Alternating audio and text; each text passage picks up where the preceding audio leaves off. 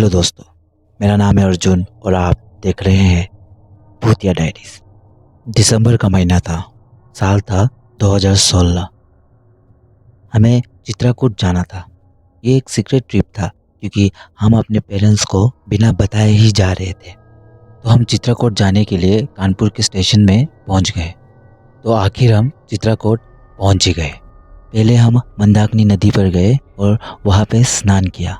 फिर हम लोग गुप्त गोदावरी और हनुमान धारा भी गए और शाम को हमने रामघाट की आरती पर भी सहयोग किया। अब हमें कानपुर भी वापस जाना था, इसलिए हम चित्रकूट स्टेशन में पहुंचे क्योंकि हमारा ट्रेन था रात के 2 बजे का। तो हम लोग स्टेशन 10 बजे ही पहुंच गए और हमने पाया कि स्टेशन में बहुत ही कम लोग थे। ठंडी का मौसम था और फॉग जमा हुआ था। तो हम तीनों स्टेशन पे बैठकर अपने खर्चे डिसाइड कर रहे थे।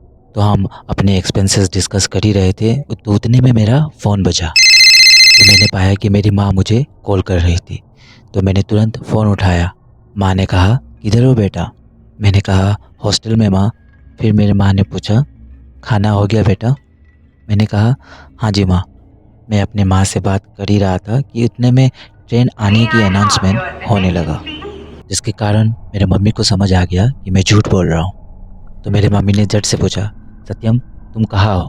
अब माँ ने वैसे ही मेरे झूठ पकड़ लिए थे। यही कारण मैंने अपने सीक्रेट ट्रिप के बारे में माँ को सब कुछ बता दिया।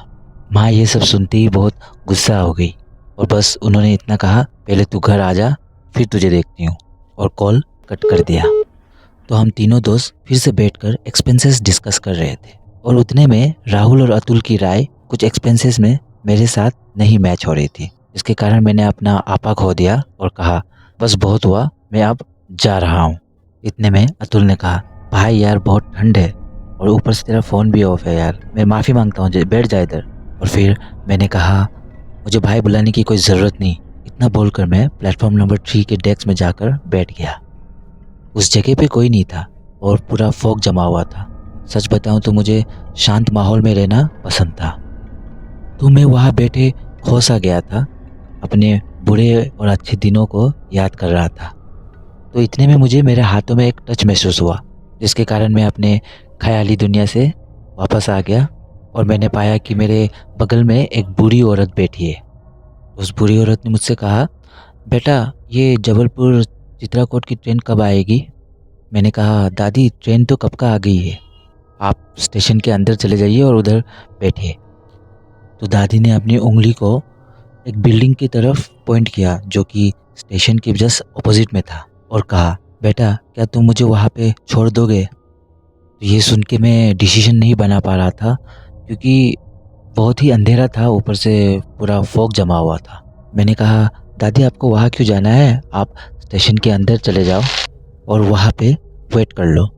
दादी ने कहा, नहीं बेटा, वहाँ पे मेरा धर्मशाला है और मैं वहीं पे रहती हूँ, बेटा मेरी मदद कर दो वहाँ तक पहुँचने में। फिर दादी को देखकर मुझे थोड़ा तरस आ गया, इसलिए मैंने कहा, ठीक है दादी चलिए।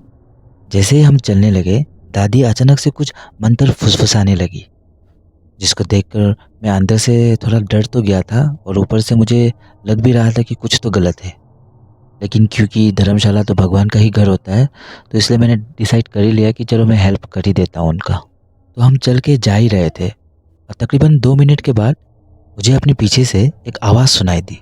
वो अतुल था जो मुझसे कह रहा था, अरे भाई कहाँ पे मरने जा रहा है तू? उसकी आवाज़ सुनते ही अचानक से मुझे बॉडी में एक शॉक लगा और मुझे महसूस होने लगा कि जैसे कि मैं कोई सपना देख रहा था।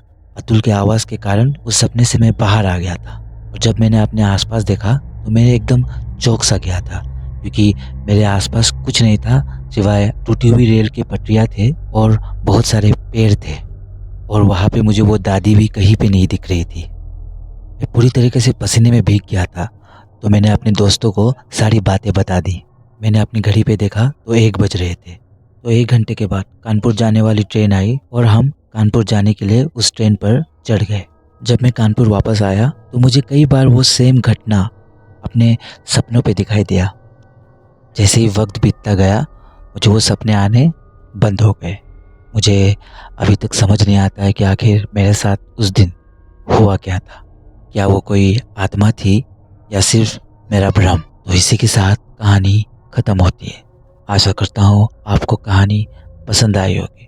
अगर आपके पास भी ऐसी ही डरावनी कहानियाँ हैं तो आप उसे नीचे डिस्क्रिप्शन में दिए गए ईमेल आईडी या फिर इंस्टाग्राम पर भी मैसेज कर सकते हैं।